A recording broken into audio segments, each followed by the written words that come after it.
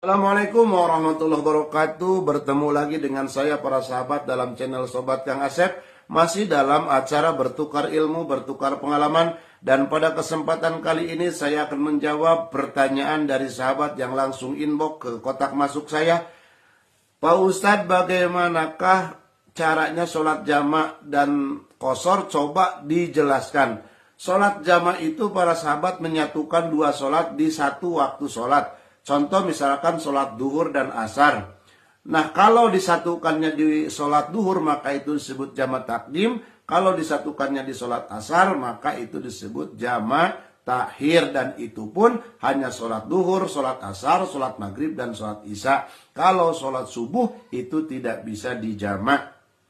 Itu pengertian jamak secara ringkas. Yang kedua masalah qashar. Kalau qashar itu mempersingkat sholat. Yang tadinya 4 rakaat jadi 2 rakaat. Dan itu pun dibatasi hanya 3 waktu sholat. Yaitu sholat duhur, sholat asar, dan sholat isya. Yang hitungan rakaatnya 4 rakaat.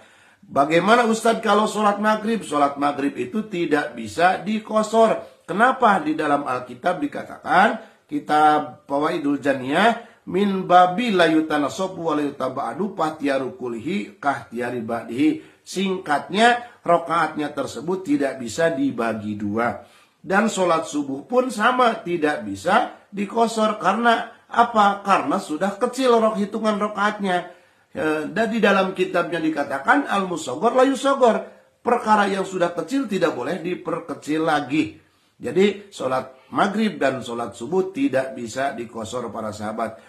NB yang terakhir para sahabat, itu pun kita bisa jamak dan qashar, itu pun dapat dispensasi dari Allah Subhanahu wa Ta'ala kalau kita lagi kepepet atau kalau kita lagi masyakat.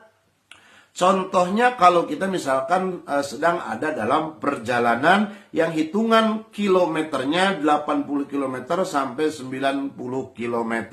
Dan itu pun kalau perjalanannya perjalanan bukan hal yang maksiat. Kalau perjalanan kita ada dalam perjalanan maksiat, maka tidak boleh jamak dan tidak boleh qashar. Kenapa? Karena satu keterangan mengatakan, ar-rukhas la tunatu bil ma'asi. Dispensasi dari Allah, kemurahan dari Allah, tidak bisa dikaitkan dengan hal yang maksiat. Itulah para sahabat, mudah-mudahan bermanfaat bagi para sahabat semua.